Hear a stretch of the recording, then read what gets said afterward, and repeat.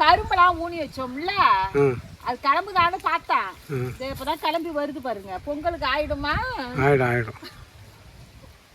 1 2 தாங்க அப்பதாங்க கிளம்பி வருது. சரி, அங்க நம்ம காவாலி என்ன கிழங்குங்க? அது காவலி கிழங்கு. காவலி கிழங்கு பறிச்சோம்ல, அது இங்க இருக்கு. இன்னும் சொச்சம் நம்ம அன்னைக்கு பாருங்க, இதுலலாம் தொங்குது பாருங்க. செடி கொடி காஞ்சிட்டுங்க, கொடி காஞ்சி எல்லாம் அப்படியே தொங்குது பாருங்களா.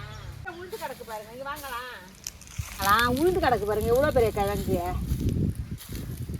கொடி காஞ்சிருச்சு இல்ல, கொடி காஞ்சதால ஒன்று உளுந்து கிடக்கு.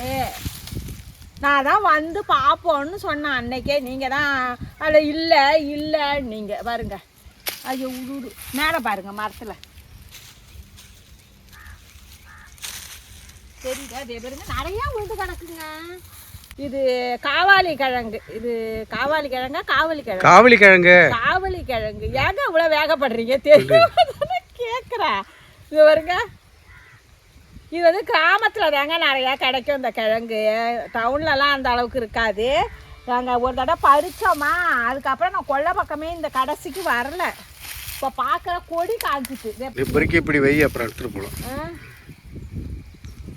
செம்பருத்தி பூ செடிக்கெலாம் தண்ணி விடல.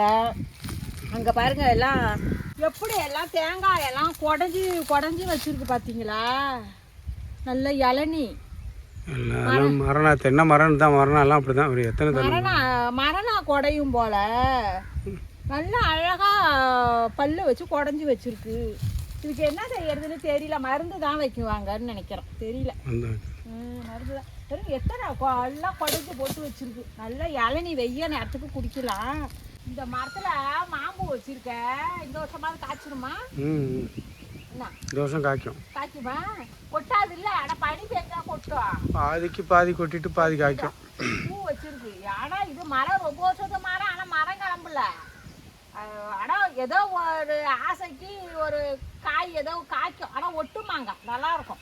அப்பதான் பூ வச்சு பிஞ்சு வைக்கிது பாருங்களா. கேட்டுக்கலாம், நீங்க கிட்ட கட்டுக்கலாம். தெரியுதா? பிஞ்சு பாருங்க. இதுல எத்தனை பிஞ்சு இருக்கு பாருங்க. நம்ம விஎஸ்கே ஃபேமிலி உறவுகள் அனைவருக்கும் வணக்கங்க. வெயில் அதிகமாக அடிக்குதா, இந்த மாதிரி சீசன் அப்போ நம்ம வந்து தேங்காய் பால் அதிகமாக உடம்புக்கு சேர்த்துக்கிறது நல்லது.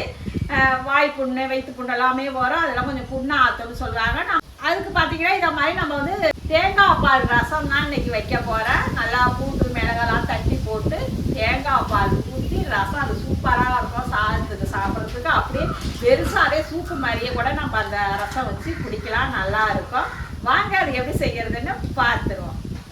1 ஸ்பூன் மிளகு, சீரகமும் 1 ஸ்பூன், ஒரு 5 6 பூண்டு பல், 3 சின்ன வெங்காயம், 1 பச்சை மிளகாய், அப்படியே இந்த தண்டோடையே சேர்த்துருக்கேன் கொத்தமல்லி தழை, 1 கொத்து கருவேப்பிலை. இதை வந்து இப்போ கொஞ்சம் ஒரு அப்படியே நரன்னு ரொம்ப நைஸாக ஓட்டாமல் அப்படியே பல்ஸில் விட்டு அப்படியே எடுத்துருவோம். இதை வந்து கொஞ்சமாக ஒரு நெல்லிக்காய் சைஸு புளி எடுத்து கரைச்சிட்டு 2 தக்காளியை அதை மாதிரி எடுத்து இல்லை பழுத்த தக்காளியை 2 தக்காளி சேர்த்துக்கணும். இதில் கொஞ்சமாக மஞ்சள் பொடி, பெருங்காயப்பொடி, உப்பு, இந்த மாதிரி நல்லா பல்ஸில் விட்டு எடுத்துருக்கேன். இதை அப்படியே சேர்த்துருவோம். பூண்டு மிளகு சீரகத்தை நம்ம வந்து இது மாதிரி நல்லா எல்லாத்தையும் கொத்தமல்லி தழை கருவேப்பிலை எல்லாம் சேர்த்து மிக்சியில் ஒரு ஓட்டை ஓட்டிட்டு கரைச்சி விட்டு ரசம் வைக்கும்போது நல்லா வாசனை கமகமன்னு இருக்கும். நல்லா டேஸ்ட்டாகவும் இருக்கும் ரசம் ஊற்றி சாப்பிடும்போது. எண்ணெய் கொஞ்சம் ஊற்றியாச்சு, தாளிப்புக்கு எண்ணெய் ஊற்றியாச்சு. கடுகு, உளுத்தம் பருப்பு, 2 காஞ்ச மிளகாய் எல்லாம் பொரிஞ்சதும் 2 கொத்து கருவேப்பிலை. தேங்காய் பால் ரசத்துக்கு வாழைக்காய் வறுக்கவா உருளைக்கிழங்கு வறுக்கவா? உருளைக்கிழங்கு வறுத்துறவா? அதான் நல்லா இருக்கும் ரசத்துக்கு. இல்லை தேங்காய் பால் ரசம் இன்னைக்கு வைக்கிறான். காற்று வேற இப்போ காற்று அடிக்குதுங்க. நான் எப்போ அடுப்பு பற்ற வைக்கிறதுனால காற்று அடிக்குது. இந்த பக்கம் உருளைக்கிழங்கு வறுவல் ரெடி ஆகிடுது. ரசத்துக்கு வந்து ஒன்று பருப்பு துவையல் இல்லைன்னா உருளைக்கிழங்கு வறுவல் தான் நல்லா இருக்கும். இன்னைக்கு நம்ம வந்து உருளைக்கிழங்கு தான் வறுவல். கிட்ட நுர தட்டி ஒரு கொதி வரும்போது நல்லா இந்த மாதிரி கெட்டியான தேங்காய் பால் எடுத்திருக்கேன். இதை இப்போ இதில் சேர்த்துருவோம். இது வந்து பால் தான் எடுத்திருக்கேன். தேங்காய் பால் சேர்க்கும் போது அடுப்பை ஆஃப் பண்ணிட்டு சேருங்க. கம கமன ரசம், தேங்காய் பால் ரசம் ரெடி ஆயிட்டு கடைசியாக கொஞ்சம் கொத்தமல்லி தழை. உருளைக்கிழங்கு வறுவல் நல்லா முறுமுறுன்னு உருளைக்கிழங்கு வறுவல். அப்படியே சுட சுட சோறில் அந்த ரசத்தை மொண்டு ஊற்றி அப்படியே சதம்பரை ஊற்றணும் ரசம். அப்படியே இதில் கொஞ்சமாக உருளைக்கிழங்கு வறுவலையும் வச்சு ரசத்தோடு அப்படியே உருளைக்கிழங்க வச்சு அப்படியே சாப்பிட்டா எப்படி இருக்கும்? அப்படி இருக்குங்க. இன்னைக்கு நம்ம வீட்டில் வெயிலுக்காக தேங்காய் பால் ரசமும் உருளைக்கிழங்கு வறுவலும் தாங்க. அவ்வளோதான். இந்த வீடியோ பிடிச்சிருந்ததுன்னா எப்படி இருக்குன்னு கமெண்டில் சொல்லுங்கள். ரசித்து சமைங்க, ருசித்து சாப்பிடுங்க.